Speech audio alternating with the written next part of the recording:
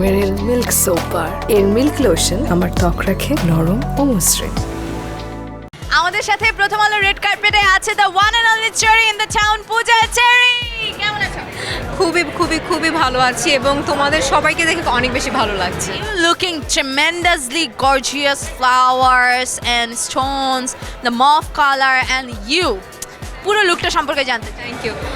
পুরো লুকটা সম্পর্কে আসলে যেহেতু এটা সামার সিজন চলছে, সো আমি ওইটাকে মাথায় রেখে এই কস্টিউমটা আসলে পিক করেছি, যাতে অনেক গর্জিয়াস কিছু না হয়। গতবার তো অনেক গর্জিয়াস কিছু করেছিলাম হোয়াইট কালার, এবার অত বেশি গর্জিয়াসে যায়নি, সিম্পলের মধ্যে রাখতে চেয়েছি, সিম্পলের মধ্যে যেন গর্জিয়াস মনে হয়।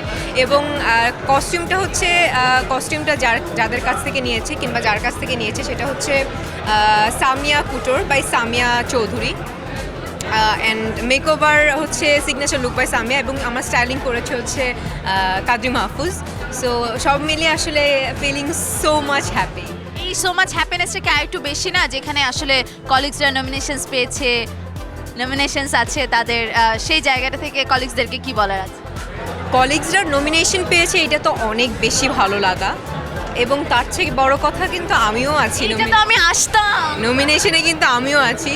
সো সব মিলিয়ে খুব ভালো লাগছে। নমিনেশন আসলে ব্যাপারটা হয় কি, যখন আসলে নমিনেশন পাই, যদি মাঝখানে এসে যদি আমরা মানে আমাদেরকে বাদ দিয়ে দেওয়া হয়, ওটা আরও আসলে বেশি খারাপ লাগা কাজ করে। কিন্তু লাস্ট পর্যায়ে আসলে চলে আসাটা, এটা অনেক চূড়ান্ত পর্ব যেটাকে বলে, এই পর্যায়ে চলে আসাটা অনেক বেশি ভাগ্যের এবং অনেক বেশি সম্মানের, যেটা কিনা আসলে আমি পেরেছি।